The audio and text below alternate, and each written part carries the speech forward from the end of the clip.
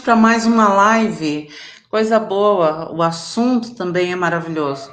Mas nós vamos aguardar mais um minuto para deixar o pessoal chegar.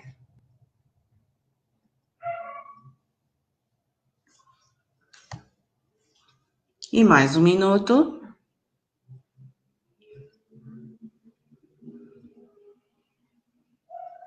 Mais um pouquinho.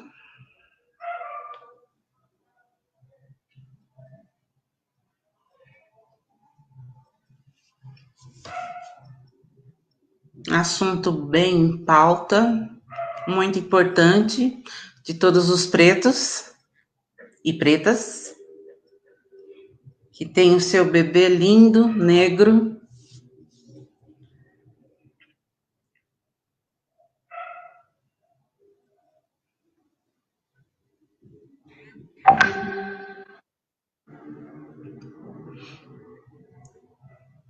Aguardando.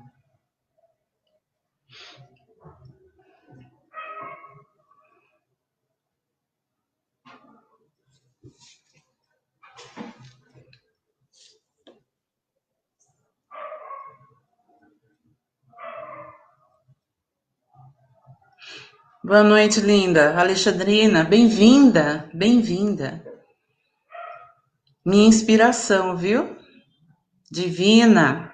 Boa noite, meu bem. Bem-vinda. Jussara Zeferino, bem-vinda. Obrigada pelo carinho. Minha base, família.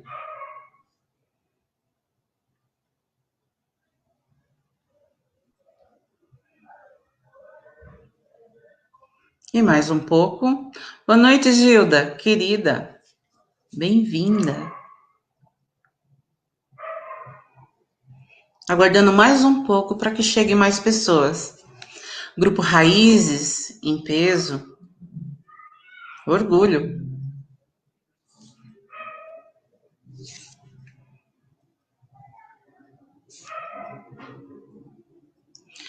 Bom, pessoal, hoje nós vamos falar sobre o ingresso da criança negra no sistema educacional. É um tema que nós temos muito assunto, teríamos assunto para mais de uma hora, mas vamos nos atentar ao momento, uma hora somente. Agradeço ao Grupo Raízes, que está aí me amparando, que está me ajudando. Coisa boa. Tá, o que é o Grupo Raízes? Oi, Andréia, boa noite, seja bem-vinda. O que é o Grupo Raízes? É um grupo de estudos que promove reflexões sobre relações a etnias raciais da psicologia preta. Tá bom. Vamos falar sobre a escola, né? Escola que é um lugar de acolhimento. Daí nós temos o ECA, o Estatuto da Criança e Adolescente. É a Lei 8.069 de 2003. Quer dizer, é a Lei 8.069, tá? Ela é de 13 de julho de 1990. E temos a lei também 10.639 de 2003, essa foi a inversão, que fala da inclusão da cultura negra como matéria nas escolas. Será que acontece? Não, né? Oi, Fernanda. Oi, Ruth. Bem-vindas também. Pois bem, então eu vou falar um pouquinho da minha experiência. Quando eu era pequena, na época de escola, foi dito para mim que eu iria ficar branquinha para poder entrar no reino dos céus. Eu carrego isso até hoje, essa fala martela aqui até hoje. Agora imagina nas crianças do dia de hoje o bullying que todo mundo sofre. Pois bem, então o tema é muito rico. Vamos falar sobre o ingresso da criança negra no sistema educacional com a nossa querida professora Vera. Vera, bem-vinda.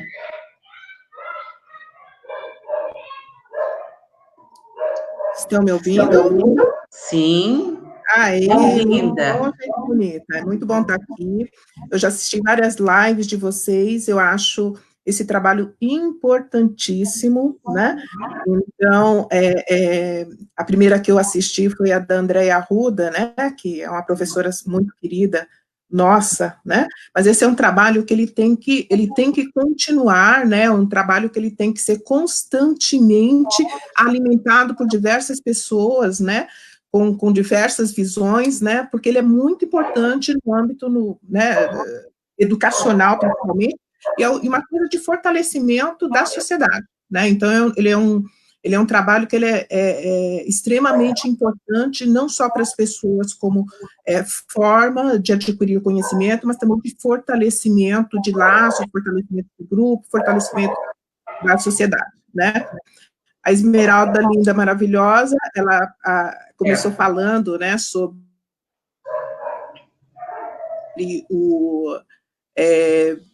sobre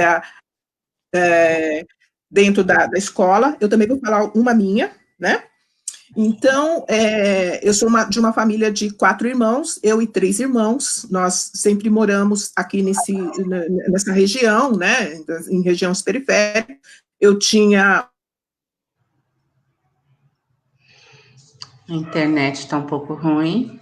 Os meus vizinhos, né, todos eles eram essas coisas todas, impacto no sentido de me deparar com essas questões de discriminação e questões de ordem de preconceito, foi também na escola. Então, todo mundo tem uma história para contar sobre isso, né? Então, eu lembro que a dificuldade era muito grande para amigos, a dificuldade era muito grande para formar grupos, uma série de coisas. E algo que me marcou muito nessa minha entrada na escola, justamente, eu não tinha com quem brincar na hora dos intervalos, e eu sempre ficava sozinha, e eu estava ali esperando a formação de fila para nós voltarmos para a sala de aula. E tinha um grupo de meninas brancas, e elas estavam brincando de levantar as saias, uma da outra, correr atrás da outra e tentar levantar a saia. Eu fiquei paradinha, olhando, né? E achando interessante aquela brincadeira delas, né?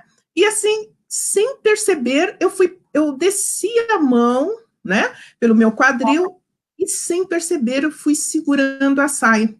Até que uma das meninas do grupo percebeu, olhou para mim e disse assim: não adianta você segurar a saia, porque nós nunca vamos brincar com vocês. Então, naquele momento, uma de duas coisas. Uma é que o meu percurso acadêmico seria muito complicado com aquelas pessoas que estavam ali naquele meio, né, que era um meio hostil, né, e dois, que tinha determinadas situações que eu não conseguia perceber sozinha, né? Então, toda criança, quando ela entra dentro do contexto escolar, ela sempre tem uma história ou outra que marca profundamente essa questão das relações e como elas se estabelecem dentro desse espaço em específico, né? Eu acho que uma das coisas, eu acho que para a Esmeralda também, para quem está nos ouvindo, consegue perceber isso, o que é que nos dá força nessa hora, né? Porque naquele momento, que essa menina branca não tivesse dito, não segura a sua saia, porque nós nunca vamos brincar com você, eu não teria percebido que eu estava naquela ação, e na verdade havia um desejo inconsciente de participar daquele grupo que estava ali, né? Mas o que me deixou forte com relação a isso? Eu tinha pessoas, além daquelas, que eram pessoas que me fortaleciam, outros ambientes que me davam uma força, né? E que, de uma certa forma, eu percebia que eu não era só aquilo que aquelas pessoas, naquele momento, estavam vendo em mim, né? Então, essa questão de você ter um porto seguro, de você ter para quem voltar, é muito importante para a criança neste momento. Porque nós não vamos conseguir distanciar essas crianças desta situação na vida delas, né? Nós não vamos conseguir protegê-las desta situação. Então, todas as nossas crianças negras vão passar por isso, né? Todas as nossas crianças negras, infelizmente, elas importante nesse momento? Elas terem para quem voltar, elas saberem que elas são amadas, elas terem com quem falar, elas saber que tem alguém que, em um determinado momento, vai estar ali para defendê-la. A Esmeralda não falou, mas a mãe dela foi lá defendê-la com relação... Sim, minha mãe foi lá, ela questionou o diretor por conta de mexerem com as filhas dela. Então, como ela até comentou com você, né? Ela agiu como uma leoa, né? Porque para poder defender e para mostrar que realmente nós somos negras e podemos ser tão bons quanto os brancos e que nós temos essa chance também, mas tem que ter essa base, como você comentou. Exatamente, exatamente. Então, uma das coisas muito importantes para nós é justamente sabermos que nós vamos passar várias vezes por essas situações e que esse tempo para voltar, ele é muito importante, né? E isso a Esmeralda teve, eu também tenho, né? Tenho certeza que a grande maioria das pessoas, graças a Deus, negras, tem esse porto seguro. É bom para nós estarmos balizando essa situação, porque nós vamos ter modelos diferentes dentro da nossa vida, pessoas diferentes que vão estar tecendo um tipo atribuindo a nós algum tipo de pensamento, de situação, de uma série de coisas que são diferentes. Então, essa linha de pensamento, ela pode ser positiva ou negativa. Se, de repente, eu estou no meio, que é o meio que é acolhedor, que é o meio que me apoia, que é o meio que eu sei que vai me ajudar a tocar minha vida para frente, quando eu estiver numa situação desse tipo em específico, eu sei que é algo à parte, que aquilo não é minha vida o tempo inteiro, né? Aí, voltando novamente para uma questão de vivência pessoal, e talvez vocês consigam se localizar com isso também na vida de vocês. Então, os meus pais eram lavradores, pessoas super simples, né? Mas minha mãe, de uma sabedoria muito grande, tá? E minha mãe, ela sempre teve um cuidado muito grande com criança, né? Então, ela sempre disse que criança você tem que educar, né? Então, ela não gostava de bater, né? Ela não era de puxar a orelha, essas coisas todas, né? Então, ela dizia, criança a gente tem que ouvir e criança a gente tem que educar. E ela também sempre foi uma pessoa muito firme nas coisas que ela falava. O modelo era um modelo muito bom que eu tive, um modelo muito positivo, né? Então, se algo não é para ser feito, eu não faço e você também não faz. Então, as situações de vida familiar, elas eram muito claras, o que é certo e o que é errado, o que é bom e o que é ruim, né? Isso eu carrego na minha vida até hoje, né? Então, muitas vezes, quando, de alguma forma, eu estava meio que traquinando ali, ela vinha e chamava a minha atenção, né?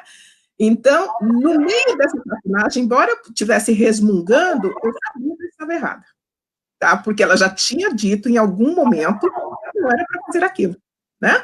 Então, eu podia resmungar quanto fosse, mas eu sabia que eu estava errada naquele momento. Então, essa questão de estão chamando a minha atenção, estão me colocando, me vendo de uma forma negativa, né? Essa postura e esse modelo, para mim, foram muito importantes.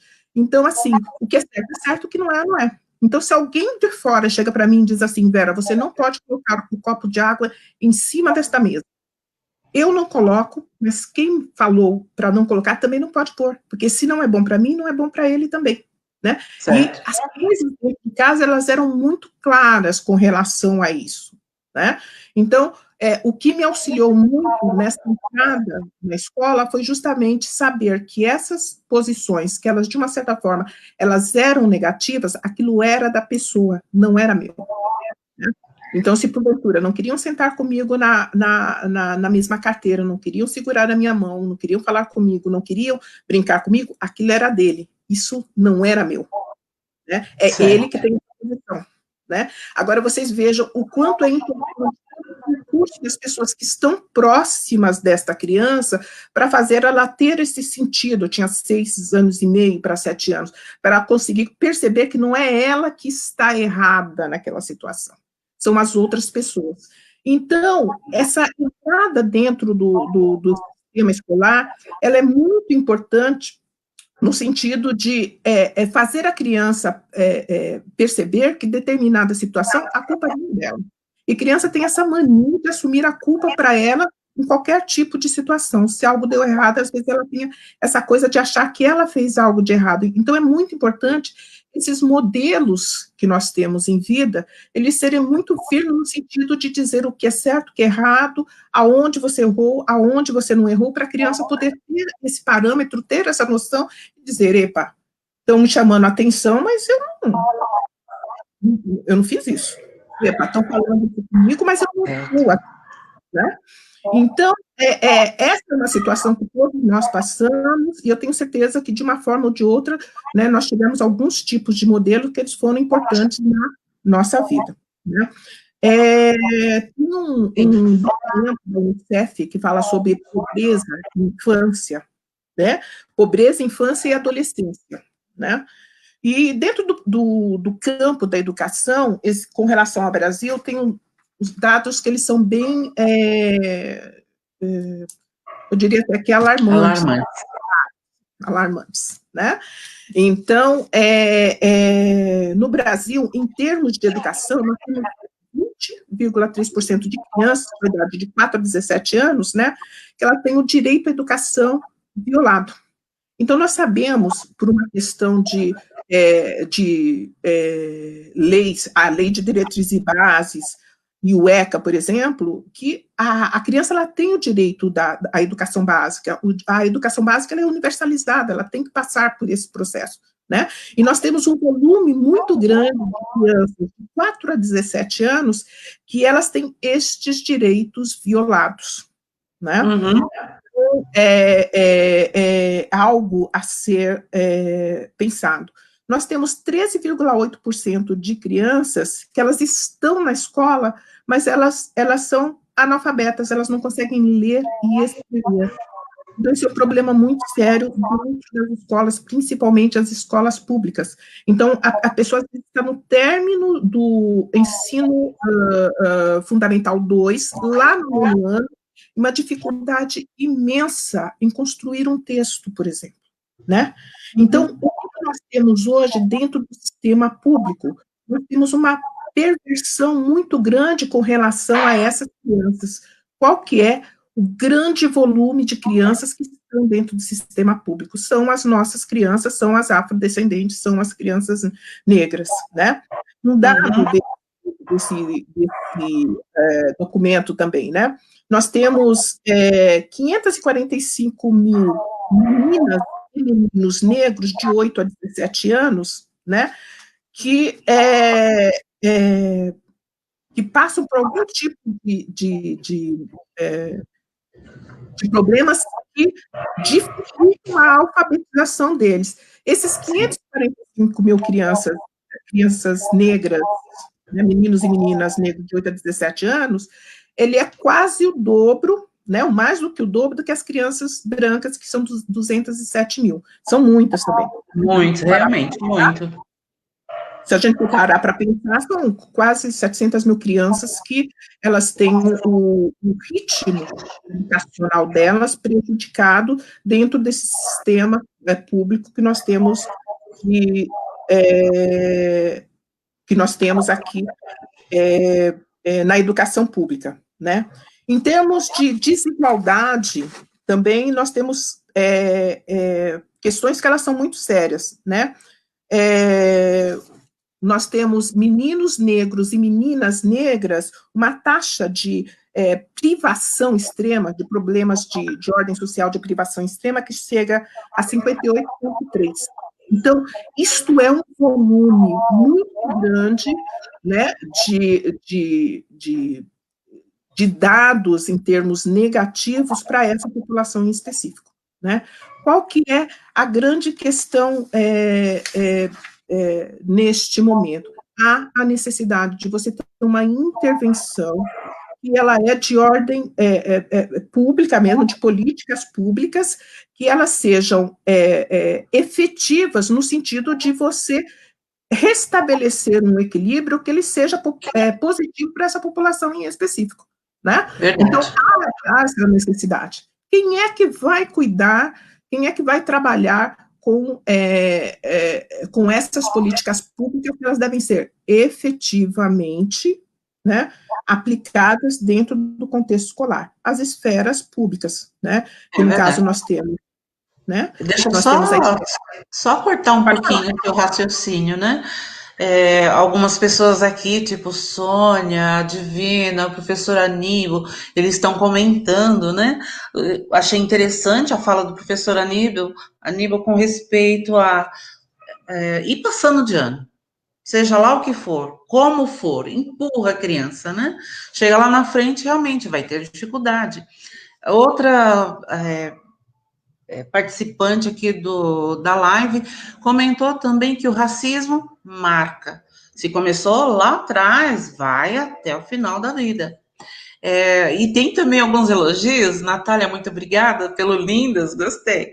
Ela está falando, ela está realmente nos elogiando por esse tema, já que ela vai ser uma psicóloga da parte estudantil, né, escolar, gostei, muito bom. E você, como já foi uma diretora e agora está no HC, uma psicóloga de lá, então o tema é muito rico, então nós temos muito assunto, tem muito a ser discutido. E todos esses comentários, poxa, estão confirmando isso, né? Que precisa realmente ter mais, como se diz, mais intervenções, vamos dizer assim, as políticas públicas que você acabou de comentar. Exatamente. Então, um beijo para todas essas lindas, maravilhosas que estão aí. Natália, se embrenhe nesse mundo de psicologia escolar mesmo, que é uma maravilha. Você entra e não quer e não quer sair, é uma coisa que nos prende demais, né? É uma coisa super importante, né? Então, em termos de políticas públicas, né, nós temos a Lei de Diretrizes e Bases, a Esmeralda falou do ECA, né, nós temos a Lei 10.000, né, a 10.639, que fala sobre a questão de você incluir, né, de uma forma correta a história, né, dos homens negros aqui no Brasil, né, como é que isso se deu, e não falar apenas do ponto de vista do homem branco, né.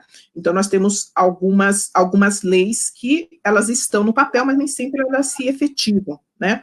Mas, de alguma forma, o que nós temos que fazer? Nós temos que prestar atenção nessas esferas, né, essas esferas públicas que são responsáveis por esses níveis de ensino, né. Então, por exemplo, na educação infantil, né, que pega a creche e pré-escola, a responsabilidade no sentido de implementação dessas políticas é da prefeitura, né? Então, cabe à prefeitura garantir esses direitos que, como eu falei aqui do documento da Unicef, em termos de crianças de 4 a 17 anos, esses direitos eles são muito violados, né? Dentro do ensino fundamental 2, que vai, do ensino fundamental 1, ensino fundamental 2, que vai do 1º ao 9º ano, tanto prefeituras quanto governos, eles são responsáveis por essas esferas. Então, eles têm que olhar para este grupo em específico e saber se as medidas elas estão sendo efetivamente implementadas, né? No ensino médio, a responsabilidade é dos governos estaduais e no ensino superior, a responsabilidade ela é do governo federal. Então, nós temos esferas públicas que elas são responsáveis por esses níveis de ensino, né? E são essas pessoas que, de alguma forma, elas devem se preocupar, né, com todo esse trabalho de implementação no sentido de você garantir qualidade e também de uma forma positiva a vida dessas crianças dentro desse contexto escolar. Então, há essa necessidade de nós sabermos, principalmente nós que somos profissionais, saber quais são as esferas que são responsáveis e é a elas que nós temos que nos dirigir para poder estar cobrando efetivamente essas políticas públicas para que elas sejam estabelecidas de uma forma mais efetiva, né? Caminhando mais um pouquinho aqui, né? Tem uma pessoa em específico, na verdade, ele trabalha o nome dele é Peter McLaren, ele trabalha numa universidade de Toronto, e ele dirige um projeto lá, que é um projeto democrático, é Projeto Democrático Paulo Freire, né? E eu acabo usando esse em específico, porque o Paulo Freire é uma pessoa muito presente dentro do campo da educação, né? E no sentido de você trabalhar especificidades do grupo, e, né? Daquele grupo em específico, não ficar buscando algo lá. Então, o próprio grupo já tem uma carga de conhecimento, o próprio grupo tem um arsenal, né? Que ele tem que ser trabalhado dentro daquele contexto em específico, né? Então, uma das coisas que este pessoal em específico que trabalha com a questão da justiça e a questão da desigualdade entre dentro do meio escolar é sobre o espaço de sala de aula. O espaço da sala de aula ele é um espaço que ele é privilegiado, né? Eu acho que as nossas escolas públicas, ela tem algo que ela deixa muito de lado, porque você tem dentro do contexto escolar uma diversidade muito grande de pessoas. E essa diversidade, ela acaba trazendo uma riqueza muito grande para esse contexto em específico, né? Então, essa diversidade, que muitas vezes as pessoas não sabem trabalhar, porque normalmente se trabalha com uma faixa em específico, né? Então, a Esmeralda, ela estudou numa escola particular, e né, é uma escola confessional, né? Eu também estudei numa escola que era católica, né? Então, assim, você trabalha com um grupo específico. Então, as escolas particulares, elas normalmente atraem um grupo específico. Então, se é uma escola católica, provavelmente os católicos vão estar estudando ali. Se é uma escola adventista, provavelmente muitos adventistas estarão estudando ali, né? Se você tem uma escola particular com uma característica específica, as pessoas que se encaixam naquele padrão estarão ali. A escola pública, ela trabalha com uma diversidade muito grande, né? Então, muitas vezes, as pessoas têm essa dificuldade, né? A Beatriz está perguntando como cobrar a escola, da escola um posicionamento mais eficaz contra o racismo. Isso, né? Eu ia até intervir, porque eu achei muito interessante essa pergunta dela, né? Eu também achei interessante o que a Alexandrina também colocou, que os professores deveriam ter realmente uma conversa a respeito do racismo que acontece lá. A Gilda está mencionando alguma coisa também, o Fábio está mencionando, o Fábio Silvestre está mencionando, né, que o que é sofrido lá atrás, essas marcas de racismo, você carrega pela vida inteira. Eu concordo com isso, prova viva disso. Exatamente. Então, assim, falando com a Beatriz, por exemplo, gente, eu acho que uma das coisas muito importantes para nós, principalmente quando se trata de escola pública, é a participação efetiva eu acho que nas reuniões de professores, nas associações de pais e mestres. Então, às vezes, a associação de pai e mestre, associação de pais e mestres lá é alguma coisa só para ou pedir para arrecadar dinheiro, ou montar festinha junina. Eu acho que há necessidade de começar a fazer parte desses grupos em específico e tentar. Às vezes é mais fácil, às vezes é mais difícil, às vezes você está sozinho, às vezes você tem quem te acompanhe nessa caminhada, digamos assim. Mas mesmo que seja um trabalho de formiguinha, indo aos poucos, né, e colocando essas situações, né, eu elenquei aqui uma série de ações que foram feitas dentro das escolas, no sentido de fazer com que esses direitos, eles sejam respeitados, né? Então, uma das primeiras coisas que eu acho que nós temos que fazer é participar deste contexto ele é escolar, tá? Isso. Não precisa ser necessariamente só reativo, você pode ser proativo. Nossa, que interessante, né? Eu estou vendo que vocês estão fazendo uma série de festas aqui. Seria interessante nós fazermos alguma coisa que lembrasse um pouco ao percurso histórico dos negros no Brasil, digamos assim. Pode ser qualquer situação específica, né?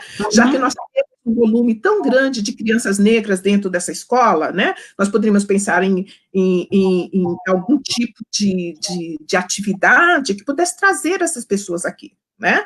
Então, eu Resgatar acho um que... pouco, né? Resgatar um Exatamente, pouco. A resgatar. Mas professora, a participando, a eu acho professora muito... Andréia, ela Uhum. acabou de mencionar, né, que é urgente, né, pensar no currículo. Eu concordo com ela, concordo. Na Exatamente, formação antirracista para professores. Concordo com você, Andréia. Eu exatamente. tô nesse Uhum. caminho aí. Exatamente. Então, das situações, aí já pegando o gancho da André, que era o que eu ia falar Isso. aqui na sequência, né? Então, uma das formas é você ter uma participação mais ativa dentro desse contexto escolar, tá? Então, você é pai, você é irmão, você faz parte da comunidade, mas tem uma participação mais ativa dentro desse contexto escolar. Porque, como eu disse, o contexto escolar, ele é muito diversificado, né? Então, quando você está dentro do contexto escolar, nós temos narrativas que elas são múltiplas, tá? E essas narrativas, elas constroem a identidade da escola em específico, tá? Você pode ter duas escolas, as duas escolas atendem crianças de primeiro ao quinto ano, elas podem ser vizinhas, tá? Certo. Terão Uhum. identidades diferentes, porque as narrativas de cada uma das pessoas, a história que cada pessoa traz, que cada criança traz, que cada família traz, ela vai definir uma personalidade, uma forma de ser específico daquela escola que está ali naquele momento, né? Então, Certo. temos que lembrar que o contexto escolar, ele é um contexto de transformação, né? E quando você tem dentro do contexto escolar, uma diversidade, como nós temos na escola pública, isso é extremamente rico, porque Uhum. você tem várias contribuições, né? É diferente, por exemplo, de você estar numa escola onde aonde as pessoas elas advêm de um grupo em específico. Na escola pública, não. Você tem pessoas que elas são de vários contextos escolares. Então, você tem um menininho que mora no último barraquinho lá da comunidade, você tem o filho do professor que está estudando ali, você tem os filhos de pessoas do terceiro setor que estão ali. Então, são várias pessoas com várias vivências, pessoas que são adventistas, pessoas que são do candomblé, pessoas que são católicas, né, de várias religiões naquele espaço específico. Olha o quanto Isso. isso é para você trabalhar a questão das diferenças, né? Nós não podemos esquecer que nós temos 3 grandes matrizes aqui no Brasil, né? A africana, a europeia e a indígena. Então, essa Uhum. diversidade, ao invés dela ser um problema, ela enriquece, né? Porque ela traz várias visões diferenciadas dentro desse espaço. Isso tem que ser discutido. Isso Certo, tem que ser concordo. dentro é, é, isso, olha, aqui a Sônia está falando que tem que ser um Isso. trabalho de paz, Conjunto escola e de comunidade. pais. Exatamente, exatamente. Porque cada escola ela tem uma identidade única. E essa identidade ela é feita por todas essas pessoas que estão dentro desse contexto em específico. Não tem como você fugir disso. Então, por isso que eu digo que que a Beatriz estava perguntando, a participação ela é muito importante dentro desse contexto escolar. Se de repente eu estou dentro de uma reunião e é aquela reunião que só está ali para poder pensar como é que a gente vai arrecadar dinheiro para consertar o telhado, sei lá o que é. Então, seria um bom momento para dizer, olha, será que nós não poderíamos fazer algo que trabalhasse toda essa diversidade que nós temos aqui dentro desse contexto em específico? Nós temos que lembrar que o espaço escolar, ele também é um espaço de empoderamento. Então, o espaço escolar, a sala de aula, é um local que ele auxilia esta criança a poder se empoderar, tomar conta de quem ela é, do que ela pode, do que ela nesse embate constante, né, de diferenças, digamos assim, dela se situar dentro daquele espaço. Então, sala de aula também é um local de empoderamento, se você trabalhar para isso, né? Então, há necessidade. né? Como diz a Sônia, todos nós somos agentes de mudança, Sim. tá? E todos nós somos agentes de mudança. Então, é muito importante, lembrando o que Beatriz falou, a nossa participação desse contexto específico. A escola é pública. Sim. Somos nós que a mantemos, né?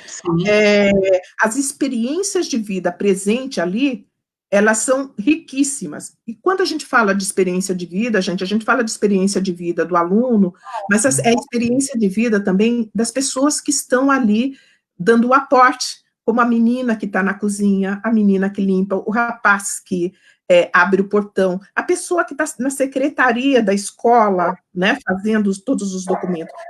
Então, a sala de aula, o contexto escolar, ele é um meio facilitador no sentido de você discutir as diferenças e você pode tirar ações que elas são extremamente positivas dentro desse espaço que ele é específico, né? É um local que é importante no sentido de fazer com que as pessoas tenham um sentimento de pertencimento a este grupo, né? Saber que eu pertenço a ele, faço parte dele, né? Que é um local onde eu posso falar, é um local que eu posso me colocar, é um local onde eu possa me reconhecer. Mas, para isso, existe a necessidade de todo um trabalho direcionado com relação a isso, né? A Rosemary está falando, sempre fui a favor, como a professora e mãe de aluno de toda a escola, ter psicólogo para atender tanto as crianças quanto aos pais, né? Então, isso, eu acho que o psicólogo, dentro do contexto escolar, ele é muito importante. Obrigada, Vandinha. Obrigada. Gostei. Falou, né? A Rosemary está falando. O psicólogo, dentro do contexto escolar, ele é muito importante, principalmente para ele poder trabalhar essas relações dentro desse espaço em específico, né? Então, as relações aluno-aluno, aluno-professor, né? Escola, comunidade, e uma série de situações. Olha como é importante essa questão do empoderamento ou das pessoas se sentirem, né, pertencentes a esse espaço no qual ele está, né? Teve uma experiência, um trabalho em Salvador, tá? A professora Rita de Cássia Silva, eu peguei vários contextos para nós entendermos, para nós podermos discutir isso aqui, né? Então, o que ela quem já foi na Bahia, eu adoro a Bahia, vivo lá, né? Gosto muito da Bahia. Então, assim, existe um contingente de pessoas, um contingente muito grande, né, de pessoas negras lá, né? Então, o que a professora de uma escola municipal, né, ela fez, né? A Rita de Cássia Silva Santos, né? Ela trouxe para dentro da sala de aula vários bonecos, com vários tons de pele, né? Aqueles bonecos tanto boneco de pano como bonecos plásticos, né? Então, com cabelo loirinho, com cabelo preto, né? De pele de tom de pele mais clara, né? O tom de pele mais escura, cabelos crespos, né? Então, uma das crianças, olha como é duro isso. Então, o espaço escolar, ele tanto pode servir para fazer com que a pessoa se empodere, fazer com que a pessoa consiga ver coisas positivas naquele meio, como ele também pode ser algo que, de uma certa forma, contribua de maneira negativa, né? Então, tinha vários bonecos de várias cores, com vários tipos de cabelo, uma menina de 3 anos, né? Ela apontou numa foto de uma... era uma fotografia, tinha fotografia e tinha boneca. Uma fotografia de uma menina negra, e ela falou assim, esta daqui é feia, né? Aí a professora virou para ela e falou assim, mas por que ela é feia? Ela falou, ela é feia porque ela se parece comigo, né? Agora, este é um momento, uma criança de 3 anos. Uma criança de 3 anos ter essa imagem, né? Por quantas situações ela já não passou para ela achar que a fotografia em específico era uma fotografia de uma menina feia. E essa menina feia não é só uma menina feia, ela é uma menina feia que se parece comigo, né? Poxa. Então, é muito, muito duro. Muito então, doído, né? Muito doído. Anos. Olha como a discussão dentro do espaço escolar ela é muito importante com relação a isso. Você tem que trabalhar, aí, trabalhar os conteúdos que estão sendo levados para dentro dessa sala de aula, né? E você ir utilizando temas que façam parte desse currículo, né? Você tem um público em específico. Né? Você vai ter que selecionar material, você vai ter que discutir com cuidam da parte pedagógica, como é que você vai estruturar. Você está ali num processo de formação de pessoas. Então, uma criança de 3 anos que está com essa visão, né? Então, tem que ser feito um trabalho que ele é efetivo, tem que ser efetivo dentro desse espaço, e ele é um trabalho que ele é conjunto, é um trabalho de todas as pessoas que estão ali, né? Em cima disso, o que ela fez? Ela criou um projeto que chama Projeto Girô, né?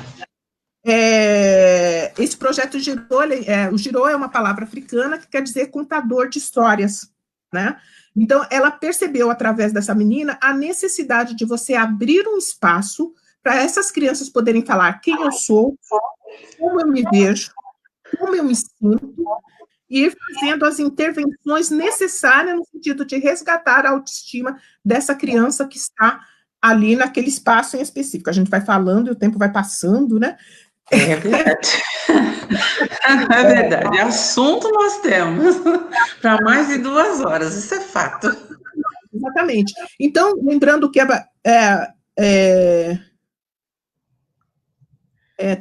temos muitos entraves dentro da escola, como professores brancos que não querem saber muito menos passar adiante nessa história, sendo que 90% dos nossos alunos são pretos. Fala um pouco sobre isso. Eu acho, a Andréia Cândido que está falando. Que é professora isso, também. Linda. Isso. Andréia, eu acho que muitas vezes, acho que dentro do contexto escolar, em qualquer lugar, você tem aquelas pessoas que jogam contra e jogam a favor. Então, o que nós precisamos ter em mente é que, às vezes, a gente precisa pensar nesse trabalho em pequeno, médio e longo prazo. Se você tem pessoas que elas são resistentes dentro desse contexto escolar, né? Então, é importante você saber que você está com toda essa força e essa possibilidade de realizar algo ali, mas que você, naquele momento, não vai conseguir dar conta de tudo. Então, você tem que fazer um planejamento de pequeno, médio e longo prazo, tá? Provavelmente, existe, mesmo que seja uma pessoa, você vai encontrar nesse meio que queira te dar essa mão, tá? Às vezes, você encontra essa pessoa, pode ser um colega, professor, pode ser um pai interessado, pode ser alguém da área ali de suporte que esteja interessado, mas você começar a pensar com aquela pessoa que está dentro desse contexto, que tem a mesma visão que você tem no sentido de resgatar isso, né, dessas pessoas, e você imaginar esse trabalho em pequeno, médio e longo prazo.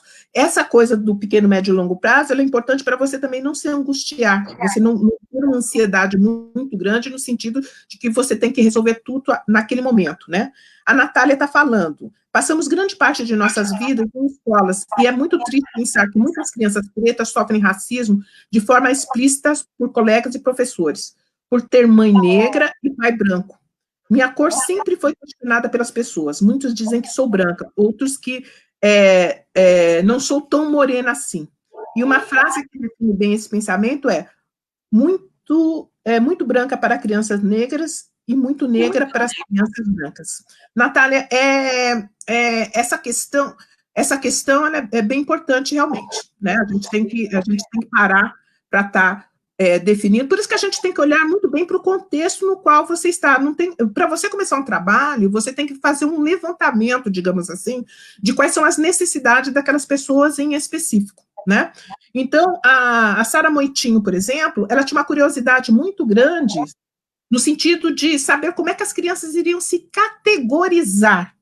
Eu sou preta, eu sou mulata, eu sou branquinha, morena clara, morena escura, né?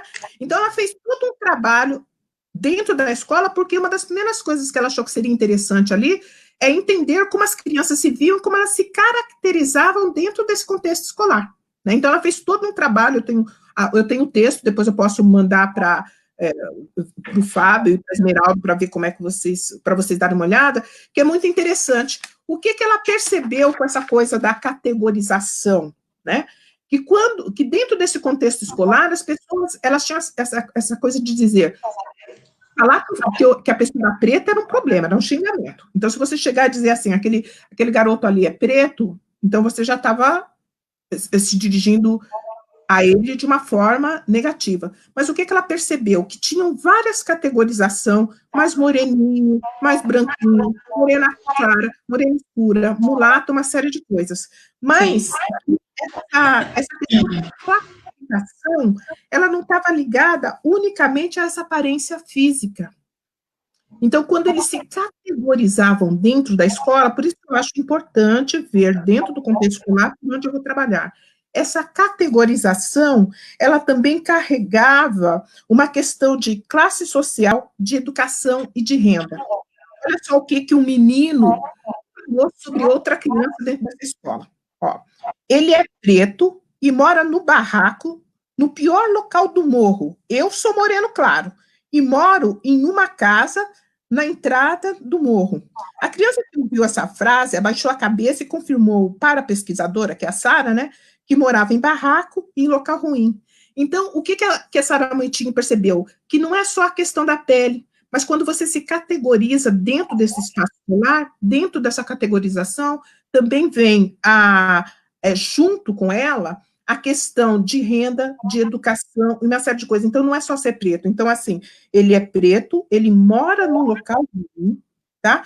Num barraco, no pior local da favela. Então, você acaba agregando a questão da cor e da pele uma série de distintivos que eles são sociais, que eles aderem a essa questão da cor. Agora, você veja, para ela, em específico, foi muito importante olhar para esse contexto social. A princípio, ela só queria saber como as crianças se categorizavam. No final das contas, ela percebeu que, além da questão da pele, junto com a questão da pele, vinham outras questões relacionadas a isso, né? Então, entender esse contexto escolar, o que ele está necessitando, ele é muito importante no sentido de você saber qual é o seu ponto de partida para você poder pensar em alguma coisa ali dentro daquele contexto em específico, né? Sim. Uhum. Fala, Esmeralda, você fala. Concordando mesmo, porque a mentalidade, né? Olha, lá do começo parece que já vai treinando. Não, eu não sou isso, eu não consigo chegar até lá, né? Então, é uma coisa que a gente precisa realmente estar trabalhando, né? Exatamente. Tá? Em Campinas, no interior, um trabalho que foi feito também, que foi bem interessante, né? Essa foi a Elaine Cassan que fez. Foi numa EMEI também, dentro do contexto escolar, né? Era você trabalhar com toque no cabelo das pessoas. Então, cabelo negro parece que é né? É algo, né? Misterioso, né? Que todo mundo quer tocar, quer falar. Exatamente, né? Então, para desconstruir essa ideia do cabelo negro, que é cabelo ruim, o que ela fez? Ela fez um trabalho com crianças pequenas, né, de educação infantil, de toque nos cabelos. Então, as crianças iam tocando e elas iam falando sobre a textura do cabelo. Eles são pequenininhos. Vamos lembrar da menininha de 3 anos lá na Bahia, que olhou para a foto da garotinha negra e disse, ela é feia como eu sou feia. Nesse trabalho aqui, por exemplo, a professora queria uma coisa de reconhecimento das diferenças de texturas de cabelo, né? E depois ela fez todo um trabalho com bonecos, com essas crianças, né? Com texturas de cabelos diferentes, e perceber, né, que a questão não é melhor ou pior, a questão é ser diferentes. Então, nós temos cabelos que são encaracolados, mais lisos. Hoje, por exemplo, a gente tem uma recuperação muito legal, a Divina está aí, né? Que aqueles cachos maravilhosos, né? das meninas estarem voltando para os cachos, né? A Tânia Freitas está dizendo assim, parabéns para essa iniciativa dessa live, é isso mesmo. Ela está falando de um projeto em Indaiatuba, sobre africanidade, né? Isso, que trabalha no ano letivo, onde há rodas de conversa sobre a importância do negro na nossa sociedade e cultura. Realizamos diversos trabalhos em todos os campos da aprendizagem. Ao final do ano, é realizada uma feira para os pais visualizarem os trabalhos. São momentos muito ricos, onde refletimos e as crianças demonstram o respeito pelo outro. É isso mesmo, Tânia. Eu acredito na educação porque sempre tem um professor como vocês, sabe? Sempre tem um lá que agarra a ideia e vamos, né? Vamos em frente, né? Então, é bem interessante. Estudamos juntas na mesma escola, e aí, maravilhosa, desenvolvendo esse trabalho. Linda, obrigada, Tânia. Isso mesmo, Divina. Toda vez que eu penso em caixa, eu penso nos seus, né? Então, isso é importante a gente saber. Dentro do contexto escolar, a gente encontra, assim, pessoas com essa disponibilidade, como a Tânia Freitas acabou de falar aqui, né? Certo. A Rosemary Godinho está falando, o currículo escolar do ensino superior já deve ter matérias para trabalhar com essa diversidade para partir para o currículo nacional de ensino infantil fundamental, pois a educação se responde a uma ação, às vezes, em três. Se isso começar a acontecer agora na formação superior dos professores, isso mesmo, Rosemary. A formação do professor é importantíssima no sentido de ter como, né, conseguir perceber isso dentro da sua sala de aula e ver como é que você vai colocar em prática isso, né? É muito importante. E tem uma coisa, eu vou correr um pouquinho, que são 7h51. Então, assim, tem um pessoal do Pará, né? Tem um pessoal do Pará, que eles, do Centro de Estudos de Relação do Trabalho e Desigualdade, do CERT, do Pará, tá? Então, eles perceberam que tinha um volume muito grande de alunos que eles evadiam da escola. Então, a evasão era um problema muito grande. Olha como isso é importante, gente.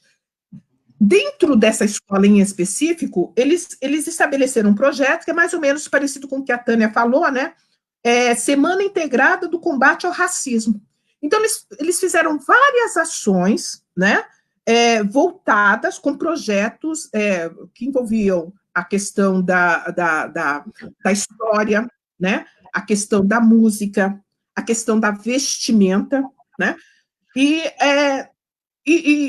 abriram rodas de conversa sobre essa questão do racismo, e olha que coisa interessante, foi muito frutífero, não só no sentido de dar voz para as pessoas falarem, como este trabalho, ele acabou combatendo o problema de evasão que eles tinham. Então, eles tinham um volume muito grande de alunos que evadiam da escola, né? E com esse trabalho em específico, eles perceberam que as pessoas, elas permaneciam. Mas por quê? Porque você abriu um espaço dentro do contexto escolar que falavam de questões que eram próprias daquelas pessoas que estavam ali. O que é importante nós ressaltar? Isso não é só uma questão que diz respeito a uma etnia em específico. Então, você não vai fazer isso só porque é muito importante para o grupo de pessoas pretas, o grupo de pessoas negras dentro do contexto escolar. Isso é muito importante no sentido de você fortalecer essas pessoas e, ao mesmo tempo, fazer com que elas sejam altamente produtivas, né? No meio no qual elas estão. Isso não é um bem para um grupo em específico, isso é um bem para a sociedade. Nós estamos dentro desse espaço, nós fazemos parte desse espaço, nós somos pessoas que contribuímos, nós somos pessoas produtivas, nós somos criativos. Isso não é uma questão que diz respeito a um grupo étnico específico. Isso faz bem para todo o funcionamento da sociedade, porque senão fica aquela coisa só para esse grupo, em específico para ele. Não, é bom para a sociedade como um todo, né? É muito importante essas ações nesse sentido, né? Então, quando a gente fala do sucesso dentro da escola, né? Então, o sucesso dentro dessa escola está relacionado com a formação, mas também com o tipo de relação que essa criança estabelece com essa escola na qual ela está. Se ela tem uma relação boa, se ela tem uma relação positiva, se ela se sente bem daquele espaço, se ela se sente pertencente, ela vai ter um sucesso escolar, que foi o que aconteceu com essa questão do pessoal do CERT com a evasão escolar. No momento que essas crianças, elas pertenceram, tinham um sentimento de pertença dentro dessa escola, no momento que foi incluído dentro dos contextos escolares, coisas que diziam respeito à vida deles, eles conseguiram segurar essas crianças e combater o problema da evasão, porque eu estou dentro do local aonde as pessoas se preocupam comigo, aonde as coisas acontecem, aonde eu tenho espaço para falar de mim, né? Então, isso é muito importante, né? Aí, lembrando da Beatriz, coisas que nós podemos fazer dentro de escola, tá? Nós podemos trabalhar com rodas de conversa, acho que a Tânia falou sobre isso. Então, abrir um espaço de discussão, de roda de conversa dentro desse contexto é muito importante. Quando a gente abre a roda de conversa, você já consegue puxar, por exemplo, os elementos importantes para esse grupo que podem ser trabalhados nessa escola. E você pode pensar em projetos de pequeno, médio e longo prazo. A hora que eles estão falando, nós conseguimos perceber do que aquele grupo precisa mais, em qual frente eu vou começar a trabalhar ali, e pegar esses temas e utilizar em várias disciplinas. Você pode trabalhar em português, em matemática, em ciências. Então, a roda de conversa é um ótimo momento para você poder recolher os temas que eles são importantes para serem trabalhados dentro daquele contexto em específico, né? A Roseli está falando aqui, olha, eles tiveram um sentimento de acolhimento, que o papel da escola acolhe. É isso mesmo, Roseli. Quando a gente abre esse espaço para eles, a gente percebe que eles se sentem acolhidos e eles é uma coisa muito engraçada, eles abraçam, né? Eles querem estar ali. E, obviamente, isso reverbera no contexto familiar também, porque a criança sai da escola e ela vai para a família dizendo: aquele é um lugar que me acolhe, aquele é um lugar que eu gosto, aquele é um local que eu tenho um sentimento de pertença. Então, isso reverbera nos outros espaços também, né? Isso. Outra coisa... Pode falar. Foi o que eu falei no começo, né? Escola é lugar de acolhimento, é de trazer os seus baixinhos, seus pequenos, vamos lá, né? Vamos acolher para que eles façam da escola a sua segunda morada, né? E que tenham confiança nas pessoas que estão lá. Vera, eu sei que você foi diretora, e quando você era diretora na sua escola, você trouxe também essa conversa da África? De falar sobre a cultura negra? Na verdade, eu fui bem privilegiada, né? Porque eu trabalhei com uma escola de primeiro ao quinto ano, eu trabalhava com os pequenininhos de 6 a 10, e é uma delícia trabalhar com eles. Então, essa roda de conversa, bonecos, nós tínhamos uma professora lá que ela tinha um dom para fazer boneco. Então, nós confeccionávamos bonecos de acordo com as características das nossas crianças. Que legal, né? Muito legal.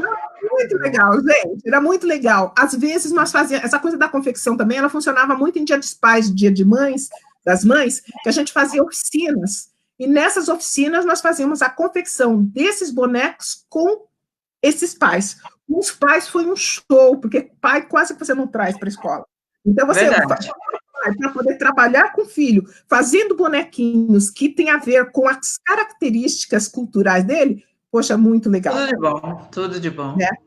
Muito filmes, tá? A gente trabalhou muito com filmes, e tem alguns curtas que eles são bem interessantes para trabalhar com crianças. Eu anotei um aqui que vocês já devem conhecer, né? Que nós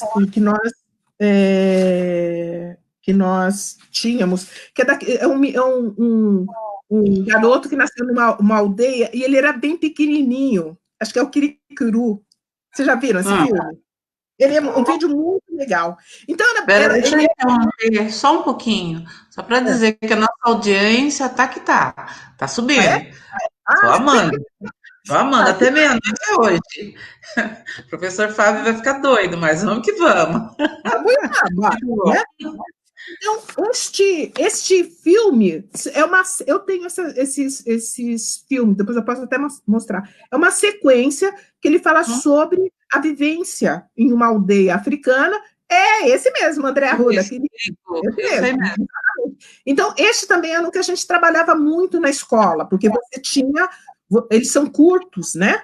Então, serve para você discutir várias questões com relação àquele convívio cultural, né? E específico, né? Porque é de uma aldeia africana, né? De uma aldeia africana, né? Então era muito interessante. E trabalhar com criança, gente, é muito legal, porque vocês sabem que essa questão do preconceito do racismo, as crianças aprendem, eles não nascem desse jeito. Então, quando você trabalha dentro do contexto escolar, é muito legal, porque você percebe que eles têm uma ampliação desse conceito, dessa questão de aceitação deles. E outra coisa interessante, eles levam isso para casa, porque eles saem dali e eles vão discutir isso lá. Por isso que o espaço escolar, ele é transformador. Por isso que é muito importante nós, de alguma forma, pensarmos nessas ações que podem ser feitas dentro desse espaço em específico, né? Então, é bem legal. A questão do toque, trabalho com toque, tá? Essa que fizeram, que o pessoal fez lá em Campinas, então mexer no cabelo, mexer nos cachinhos, ver a textura, né? Então, isso é muito legal com crianças, né? A gente fazia isso muito com criança, a Valéria Coutinho. Quando eu era criança, até uns 13 anos, eu achava que meu cabelo iria ficar liso. Era bonito. Quando ele cresceu, minha mãe, que é branca, não deixava ele crescer para não me zoasse na escola. Por todo esse tempo, eu achava que ela cortava meu cabelo porque não gostava de mim. Olha como, olha, isso, ó, Valéria, é verdade. Porque você vê, se você não abre o espaço para a criança falar, ou se você não é claro com a criança, então ela acaba criando uma história, e normalmente o problema é com ela, né? Eu tenho a culpa, eu fiz algo de errado, né? Então, por isso que é muito importante, né, a gente abrir esse espaço, né? Outra forma de trabalhar dentro do contexto escolar, comida. Então, assim, toda uma culinária, né? Eu, por exemplo, gosto muito de angu, né? Sou mineira, eu gosto muito de angu. A família mineira, eu nasci aqui, meu irmão que é mineiro mesmo, nem é muito chegado. Mas, assim, pesquisar alimentos, cozinhar com essas crianças. Eu tive a sorte de ter uma pessoa que trabalhava na cozinha, que era maravilhosa, né? Então, toda vez que a gente propunha alguma ideia, ela topava sempre, né? Então, nós também fizemos essa questão da comida. Então, a criança vai, faz, pesquisa alimentos e comidas que são africanas. E nós temos aqui no Brasil uma culinária que ela é baseada nisso, né? Então, é muito legal, porque eles vão fazer a pesquisa, depois a gente compra os alimentos, depois as meninas da cozinha, que eram maravilhosas, faziam, e eles comiam a comida que eles haviam pesquisado ali. Então, trabalhar com alimentação também é bem interessante dentro desse contexto. Você pode fazer isso, por exemplo, em reuniões que você tenha de pais, por exemplo, né? Você pode, por exemplo, oferecer uma mesa para pais com produtos que eles são da culinária africana, sem problema nenhum. E você pode fazer isso com as crianças antes, eles vão falar muito isso lá na casa deles, até dizer chega, e no dia da reunião você concretiza isso com os alimentos ali na escola, né? Deve ser muito interessante. Música e artes plásticas, trabalhar com os ritmos africanos dentro da escola, né? E como nós temos ritmos africanos inseridos em todas as modalidades de música que nós temos aqui, né? Então, são ritmos fortes, né? São alegres, põem as pessoas para cima. Então, essa coisa da música e das artes plásticas, né? Voltada para esse contexto, ele é interessante. Vocês vejam, é trabalhar com coisas que elas são extremamente positivas, elas são usadas nos contextos, o que não se fala da culinária brasileira fora internacionalmente, tá? E internacionalmente da culinária brasileira baseada que é baseada, né, tem uma grande influência da culinária africana. São coisas extremamente positivas que você pode estar trazendo ali para dentro daquele contexto. Então, na verdade, você não precisa de grandes, você precisa de disposição para isso, você não precisa gastar muito, você precisa de disposição para poder colocar essas situações em prática. A Rosana Augusta, linda, eu passei por um processo doloroso de transição, isso mesmo. Imagino. Todos nós temos uma historinha para contar. Para poder contar. Vera, sabe o que eu gostaria? De indicações de livros. Tá. Eu Fora vou aquele fazer... filme maravilhoso que você colocou também para eu assistir. Amei aquele filme. Não sei se tem como colocar aí. Tem duas coisas que eu quero falar com vocês, que eu queria fechar com isso.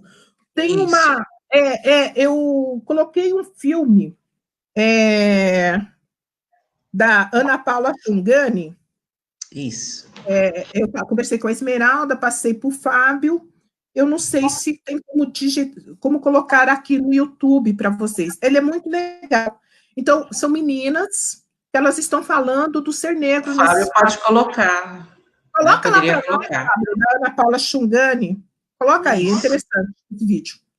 Por que eu coloquei esse vídeo em específico? Porque nós estamos falando de várias coisas que podem ser feitas na escola, de projetos que podem ser feitos na escola. Eles são, vai por mim, eles são prazerosos de serem feitos. E quando você faz esses projetos, você envolve a criança, você envolve os pais. O pai adora fazer essas coisas dentro de escola. Traz o pai para dentro de escola para fazer essas coisas. Então, se envolve as crianças, os professores, os funcionários, os pais, a comunidade, e a escola acaba sendo um local, digamos assim, onde você aprende e você aprende com prazer. Você aprende e você aprende com as pessoas de quem você gosta. Esse vídeo da Ana Paula... Vera, o professor está mencionando que ele vai colocar o link, ele vai publicar na nossa página Raízes, né? Então, maravilhoso, quem assistir vai gostar também. Então, nós estamos muito satisfeitos com essa maravilhosa live. Maravilhosa, mas eu deixo você falar assim, deixa assim. Então, só para terminar, por que eu coloquei? Porque tem uma página, que o Fábio também vai colocar aí para vocês, que é importante, que é da Girls Opportunity Alliance, é do pessoal do Instituto da Michelle e do Barack Obama. E eles financiam projetos como esse da Ana, que está aí o link, né? Então, o que você faz? Você entra na página, o Fábio vai colocar lá para vocês, vocês entram na página, vocês dizem o projeto que vocês querem fazer, dê uma olhada no vídeo, tá? Os projetos, eles são muito parecidos com esses que eu falei para vocês aqui, do toque, da comida, da música, tá? De roda de conversa, de vídeos, e eles bancam estes projetos. Eu acho muito interessante. Esse da Ana Paula, ele foi feito por esse Instituto Obama, ele foi escolhido, tá? E eles é que bancaram esses projetos. Por que eu estou falando isso? Porque é possível, gente. Nós trabalharmos com isso dentro desse contexto escolar. Se alguém dentro desse país não está vendo, pessoas fora estão vendo isso. Nós temos um volume de pessoas com uma disponibilidade muito grande, né, para esse tipo de trabalho aqui, e essa possibilidade. Fala, Esmeralda. Eu estou achando graça nos comentários das suas ex-alunas, né? Me incluo nessa, é muito gostoso a sua aula, essa live, então está sendo uma delícia. Eu que estava toda ansiosa, mas já estou me sentindo muito em casa.